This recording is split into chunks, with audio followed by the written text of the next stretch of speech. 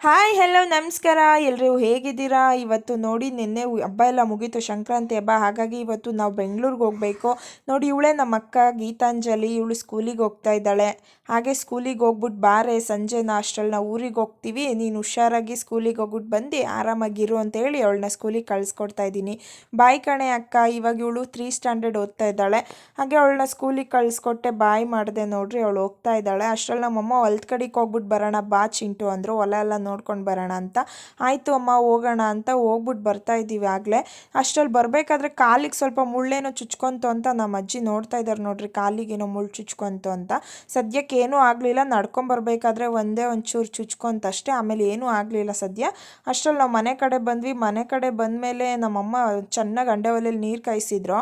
ಹಾಗೆ ಒಂದು 2-3 ತಪ್ಪಲೆ ನೀರು ನೀಟಾಗಿ ಉಯ್ಕೊಂಡು ಸ್ನಾನ ಮಾಡ್ಕೊಂಡು ನಾನು ಹೊರಟಿದ್ದೆ ಬಸ್ ಸ್ಟಾಪಿಗೆ, ಮಾಗಡಿಗೆ. ನಾವು ಹಳ್ಳಿಯಿಂದ ಮಾಗಡಿ ಒಂದು 3 ಕಿಲೋಮೀಟ್ರ್ ಹೋಗ್ಬೇಕು. ಮಾಗಡಿಗೆ ನಾವು ಆಟೋದಲ್ಲಿ ಹೋದ್ವಿ.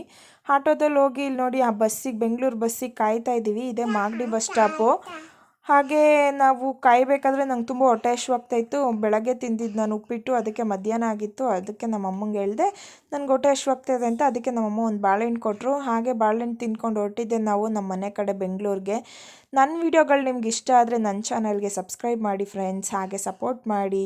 ಇದೇ ಥರ ಮುಂದಿನ ವೀಡಿಯೋಗಳಲ್ಲಿ ಸಿಗ್ತೀನಿ ನಿಮಗೆ. ಬಾಯ್. ಇವತ್ತಿನ ವೀಡಿಯೋ ಇಷ್ಟ ಆಗಿತ್ತು, ನಿಮಗೆ ಇಷ್ಟ ಆದರೆ ನಾನು ಹೇಳ್ದಂಗೆ ನನ್ನ ಚಾನಲ್ಗೆ ಸಬ್ಸ್ಕ್ರೈಬ್ ಮಾಡಿ ಫ್ರೆಂಡ್ಸ್, ಹಾಗೆ ನನಗೆ ಸಪೋರ್ಟ್ ಮಾಡಿ, ಲೈಕ್ ಮಾಡಿ, ಕಮೆಂಟ್ಸ್ ಮಾಡಿ. Bye friends, love you.